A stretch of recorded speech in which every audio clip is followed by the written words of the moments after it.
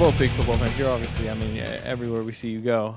Just how cool is it just that you're able to fly in and watch a Redskins game, then fly to Austin and watch a Texas game, be on the sidelines? How awesome? I just look at it as I worked hard to do that, but I'm a huge, Redskins fan and obviously a Longhorn fan. So just had the opportunity to support my teams and just to let them know I'm there supporting them. I guess that hopefully that helps. We see you on the sidelines throwing the football around. I mean, how was that pregame, different stuff? Obviously, you are Kevin Durant, but, they're trying to warm up and different stuff. Does anyone ever come up like, hey, man, move out of the way, that type of stuff? No, because I know how important that is, so I try to do it on the side or, I'm not usually in the way. So, I turn into a full-on fan when I go to those games, and I'm sure any other fan would do the same thing. We saw the ad campaign that came out for American Fidelity with you and J.J. Watt, speaking of football. And so you get to spend some time with him, but you also get to surprise people that had no idea you guys were coming. What was that whole experience like? Well, first off, J.J. Watt is an amazing man who's done so much for himself, who values the same things I value. And we hit it off, instantly. And it was amazing just getting to talk to him, pick his brain about what they do on his side of things and on the football side, and it was cool telling them what we do as well. But just have an opportunity to surprise people and let them know we care. I think that was huge. Yeah, that wasn't scripted or anything. That was really really off the cuff. So it was fun. When the kids mobbed you at the gym and it was so cool. Yeah, man, it was it's one of those things that it takes me back to being a kid and having that. And that pure love and enthusiasm for the game of basketball is what we tend to forget sometimes when we get at this level. And to see that was fun. We know you took that European tour to all these different cities, Berlin, Madrid, and everywhere you were going, it seemed like you had a crowd following you.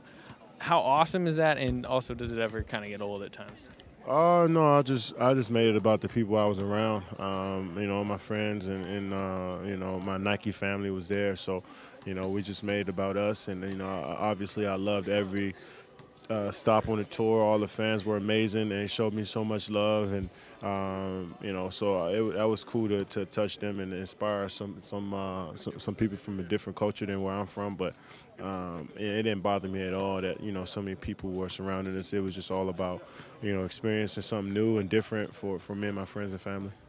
There's so much history in Europe. I mean, around here, something that's 75 years old is considered old. There, they live in houses that are 200 and 300 years old. Did you get to see anything that sort of stands out to you from that whole time? I was a little jealous of the tradition that they have over, especially in Paris.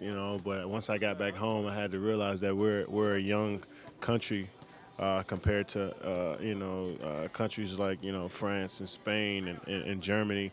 But that you just seen the heritage and just how much people have fought for their country. You see them everywhere. You see murals, you see statues, you see everything that's kind of honoring those people, and that was pretty cool to see.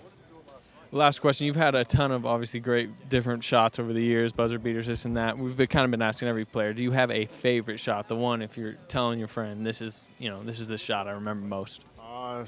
Yeah, I've shot so many shots that I enjoy, but the most recent one I would tell you is when we that game in Toronto. That's probably the most memorable one.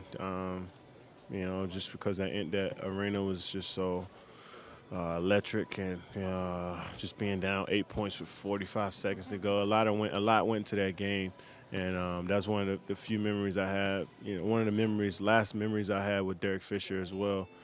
So that meant a lot. Derek being my brother.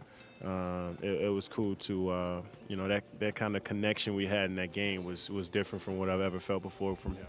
That moment you hit a shot like that, do you go into blackout mode in your head, or just do things flood through your head? What happens in those moments? I mean, you tend to think, I think about all the time, if I hit a big shot, what I'll do and how I react, but it's never the way I plan it out. And it's kind of, that's perfect. It's always natural, and it's always just, it's one of those feelings you can't create. It just has to happen. And it was just amazing. And just have an opportunity to be trusted in that situation is what I dreamed about as a kid. Thank you, Kevin. Appreciate it.